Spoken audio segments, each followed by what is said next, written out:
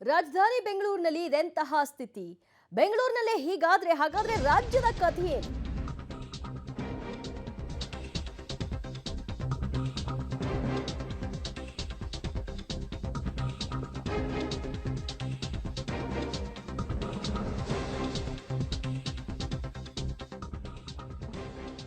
ಬೆಂಗಳೂರಿನಲ್ಲಿ ಈ ಸ್ಥಿತಿ ನಿರ್ಮಾಣಗೊಂಡಿರುವಂತದ್ದು ಬೆಂಗಳೂರಿನಲ್ಲೇ ಹೀಗಾದ್ರೆ ರಾಜ್ಯದ ಕಥೆ ಏನು ಅನ್ನೋ ಸಹಜ ಪ್ರಶ್ನೆ ಮೂಡುತ್ತೆ. ಕಾರಣ ಬೆಂಗಳೂರಿನಲ್ಲಿರುವಂತಹ ಅಂಗನವಾಡಿ ಕೇಂದ್ರದ ಸ್ಥಿತಿ ಹೇಗಿದೆ ಅನ್ನೋದನ್ನ ದೃಶ್ಯವೇ ಹೇಳ್ತಾ ಇದೆ ನೋಡಿ.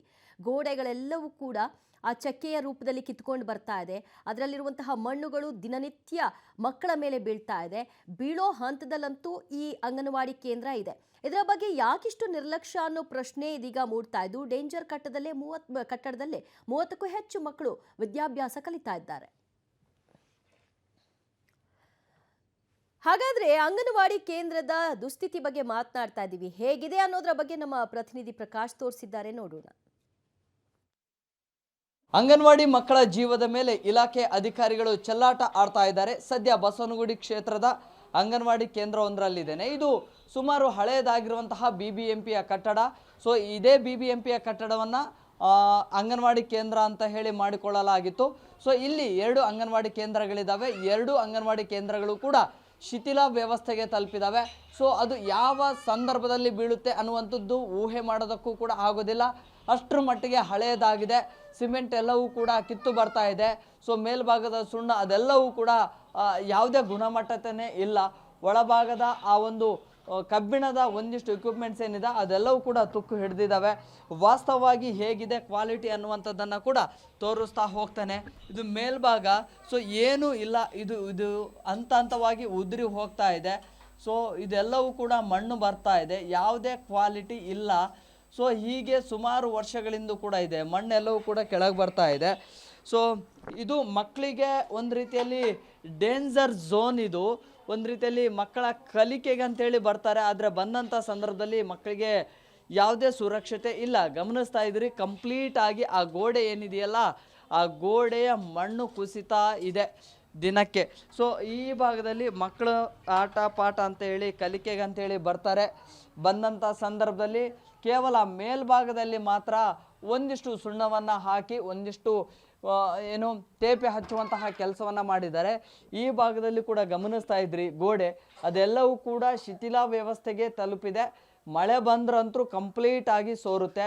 ಸೊ ಈ ರೀತಿಯ ಅವ್ಯವಸ್ಥೆಗೆ ನಗರದಲ್ಲೇ ಅಂಗನವಾಡಿ ಕೇಂದ್ರಗಳಿದ್ದಾವೆ. ಕೇವಲ ಈ ಒಂದು ಅಂಗನವಾಡಿ ಕೇಂದ್ರ ಮಾತ್ರ ಅಲ್ಲ, ನಗರದ ಕೆಲವೊಂದು ಅಂಗನವಾಡಿ ಕೇಂದ್ರಗಳಿಗೂ ಕೂಡ ಇಂಥದ್ದೇ ಸ್ಥಿತಿ ಇದೆ. ಸೊ ಮಕ್ಕಳು ಕಲಿಕೆಗೆ ಅಂತೇಳಿ ಬರ್ತಾರೆ. ಬಂದಂಥ ಸಂದರ್ಭದಲ್ಲಿ ಈ ರೀತಿಯ ಅಧ್ವಾನ ಆಗಿರೋದನ್ನು ಕಂಡು ಪೋಷಕರು ಕೂಡ ಆತಂಕಕ್ಕೆ ಒಳಗಾಗಿದ್ದಾರೆ. ಗಮನಿಸ್ತಾ ಇದ್ರಿ, ಮಕ್ಕಳು ಈ ಭಾಗದಲ್ಲಿರ್ತಾರೆ, ಸೈಡ್ಗೆ ಅದೆಲ್ಲವೂ ಕೂಡ ಹಂತವಾಗಿ ಕುಸಿಯುವ ಹಂತಕ್ಕೆ ತಲುಪಿದೆ ಆ ಭಾಗದಲ್ಲಿ. ಜೊತೆಗೆ ಮೇಲ್ಭಾಗದಲ್ಲಿ ಕೂಡ ಯಾವುದೂ ಕೂಡ ಸುರಕ್ಷತೆ ಇರಲಿಲ್ಲ. ಮಕ್ಕಳು ಒಂದು ರೀತಿಯಲ್ಲಿ ಆತಂಕದಲ್ಲೇ ಅವರ ಮಕ್ಕಳ ಒಂದು ಪೋಷಕರು ಕೂಡ ಇದ್ದಾರೆ. ಇದು ಅಂಗನವಾಡಿ ಕೇಂದ್ರ 2, ಮತ್ತೊಂದು ಅಂಗನವಾಡಿ ಕೇಂದ್ರ 1. ಅಂದರೆ ಒಂದೇ ಕಟ್ಟಡದಲ್ಲಿ 2 ಅಂಗನವಾಡಿ ಕೇಂದ್ರಗಳಿದ್ದಾವೆ. ಅದನ್ನು ಕೂಡ ತೋರಿಸ್ತಾ ಹೋಗ್ತೇನೆ. ಸೊ ಈ ಒಂದು ಕೇಂದ್ರದಲ್ಲಿ ಇಲ್ಲಿ ಕೂಡ ನೋಡಿ, ಮಳೆ ಬಂದಂಥ ಸಂದರ್ಭದಲ್ಲಿ ನೀರು ಸೋರಿ ಎಲ್ಲವೂ ಕೂಡ ಕ್ವಾಲಿಟಿಯನ್ನು ಕಳೆದುಕೊಂಡಿದ್ದಾವೆ. ಅದರ ಜೊತೆಗೆ ಮೇಲ್ಭಾಗದಲ್ಲಿ ಕೂಡ ಇದೀಗ ಕಂಪ್ಲೀಟ್ ಆಗಿ ಇದೀಗ ಸಿಮೆಂಟ್ ಕೂಡ ಎದ್ದು ಬರ್ತಾ ಇದೆ. ಕೇವಲ ಒಂದು ಭಾಗದಲ್ಲಿ ಅಲ್ಲ, ಇಡೀ ಕಟ್ಟಡದಲ್ಲಿ ಕೂಡ ಇಂಥದ್ದೇ ಶಿಥಿಲ ವ್ಯವಸ್ಥೆಗೆ ತಲುಪಿದೆ. ಮಕ್ಕಳು ನಿಜಕ್ಕೂ ಕೂಡ ಒಂದು ರೀತಿಯಲ್ಲಿ ಮಕ್ಕಳನ್ನು ಕಳಿಸೋದಕ್ಕೆ ಪೋಷಕರಿಗೂ ಕೂಡ ಒಂದು ರೀತಿಯಲ್ಲಿ ಆತಂಕ ಇದೆ. ಸೊ ಈ ಭಾಗದಲ್ಲಿ ಏನಿದೆಯಲ್ಲ ಇಲ್ಲಿ ಕೂಡ ನೋಡಿ, ತಾವು ಗಮನಿಸ್ತಾ ಇದ್ದೀರಿ, ಕಂಪ್ಲೀಟ್ ಆಗಿ ಜಸ್ಟ್ ಒಂದೇ ಒಂದು ಸ್ಮಾಲ್ ಟಚ್ ಕೊಟ್ಟರೆ ಸಾಕು ಎಲ್ಲವೂ ಕೂಡ ಉದುರಿ ಹೋಗುತ್ತೆ.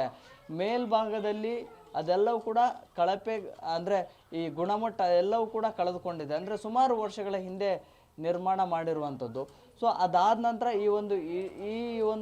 ಈ ಭಾಗದಲ್ಲಿ ಸಿಮೆಂಟ್ ಏನಿದೆಯಲ್ಲ ಆ ಸಿಮೆಂಟ್ ಕೂಡ ಗುಣಮಟ್ಟವನ್ನು ಕಳೆದುಕೊಂಡು ಅದೆಲ್ಲವೂ ಕೂಡ ಹಂತವಾಗಿ ಈಗ ಉದುರಿ ಹೋಗ್ತಾ ಇದೆ. ಸೊ ಹೀಗೆ ಮಕ್ಕಳ ಒಂದು ಆರೋಗ್ಯದ ಜೊತೆಗೆ ಜೀವದ ಮೇಲೆ ಕೂಡ ಒಂದು ರೀತಿಯಲ್ಲಿ ಆತಂಕ ಹೆಚ್ಚಾಗಿದೆ. ಪೋಷಕರಿಗೂ ಕೂಡ ಒಂದು ರೀತಿಯಲ್ಲಿ ಭಯ ಶುರು ಇದೆ. ಪೋಷಕರೊಬ್ರು ಇದ್ದಾರೆ, ಮಾತನಾಡಿಸ್ತೀನಿ. ಅಮ್ಮ ಹೇಳಿ, ಈ ರೀತಿಯ ಅಧ್ವಾನ ಸ್ಥಿತಿಯಲ್ಲಿದೆ, ಎಷ್ಟು ಆತಂಕ ಇದೆ, ಎಷ್ಟು ಭಯ ಇದೆ ಆಸ್ ಎ ಪೇರೆಂಟ್ ಆಗಿ? ಭಯ ತುಂಬಾ ಇದೆ ಸರ್, ಇಲ್ಲ ಅಂತ ಹೇಳಕ್ಕೆ ಹೆಂಗೆ ಹೇಳೋಕ್ಕಾಗುತ್ತೆ. ಎತ್ತು ಮಕ್ಕಳನ್ನ ಬಿಟ್ಬಿಟ್ಟು ನಾವು ಧೈರ್ಯವಾಗಿ ಇರೋಕ್ಕಾಗಲ್ಲ. ಆದರೆ ವಿಧಿ ಇಲ್ಲ, ಇದನ್ನು ಸರ್ಕಾರ ಗಮನಿಸಬೇಕು, ಕಾರ್ಯಗತ ಮಾಡಬೇಕು, ನವೀಕರಣ ಮಾಡಬೇಕು. ಇಷ್ಟೇ ಸರ್ ನಾನು ಕೇಳ್ಕೊಳ್ಳೋದು. ಎಷ್ಟು ವರ್ಷದಿಂದ ಈ ಸ್ಥಿತಿ ಇದೆ ಆಮೇಲೆ?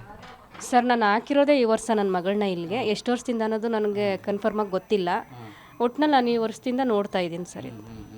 ಒಂದು ರೀತಿಯಲ್ಲಿ ಮಕ್ಕಳನ್ನ ಬಿಡೋದಕ್ಕೆ ಭಯ ಇದೆ ನಿಮಗೆ? ಖಂಡಿತ ಸರ್. ಓಕೆ, ಬಸವನಗುಡಿ ವಿಧಾನಸಭಾ ಕ್ಷೇತ್ರದಲ್ಲಿ ಬರುವಂತಹ ಈ ಒಂದು ಅಂಗನವಾಡಿ ಕೇಂದ್ರ ಈ ರೀತಿ ಅಧ್ವಾನ ಸ್ಥಿತಿಗೆ ತಲುಪಿದ್ರು ಕೂಡ ಸಂಬಂಧಪಟ್ಟಂತಹ ಅಧಿಕಾರಿಗಳು ಅದನ್ನು ಮತ್ತೆ ನವೀಕರಣ ಮಾಡುವಂತಹ ಯಾವ ಗೋಜಿಗೂ ಕೂಡ ಹೋಗಲಿಲ್ಲ. ಸುಮಾರು ಜನ ಮಕ್ಕಳು ಇಲ್ಲಿಗೆ ಕಲಿಯೋದಕ್ಕೆ ಅಂತೇಳಿ ಬರ್ತಾರೆ. ಪೋಷಕರು ಕೂಡ ತಮ್ಮ ಮಕ್ಕಳನ್ನು ಅಂಗನವಾಡಿ ಕೇಂದ್ರಗಳಿಗೆ ಸುರಕ್ಷಿತವಾಗಿ ಇರ್ತಾರೆ, ಕಲಿತಾರೆ ಅನ್ನುವಂಥ ಕಾರಣಕ್ಕಾಗಿ ಬಿಟ್ಟು ಹೋಗ್ತಾರೆ. ಆದರೆ ಇಲ್ಲಿ ಯಾವುದೇ ಸೇಫ್ಟಿ ಇಲ್ಲ. ಯಾವ ಸಂದರ್ಭದಲ್ಲಿ ಹೇಗೆ ಕುಸಿದು ಬೀಳುತ್ತೋ, ಯಾವ ಭಾಗದಿಂದ ಕುಸಿದು ಬೀಳುತ್ತೋ ಅನ್ನುವಂತಹ ಆತಂಕ ದಟ್ಟವಾಗಿದೆ. ಸಂಬಂಧಪಟ್ಟಂಥ ಅಧಿಕಾರಿಗಳು ಅಲರ್ಟ್ ಆಗಬೇಕು. ಇದಕ್ಕೆ ದುರಸ್ತಿಯ ಭಾಗ್ಯವನ್ನು ಕೂಡ ಕಲ್ಪಿಸಬೇಕು. ಮಕ್ಕಳ ಜೀವವನ್ನು ಉಳಿಸಬೇಕು. ಕ್ಯಾಮ್ರಾ ಪರ್ಸನ್ ಯಶವಂತ್ ಜೊತೆ Prakash D Rampur, public TV, Bengaluru.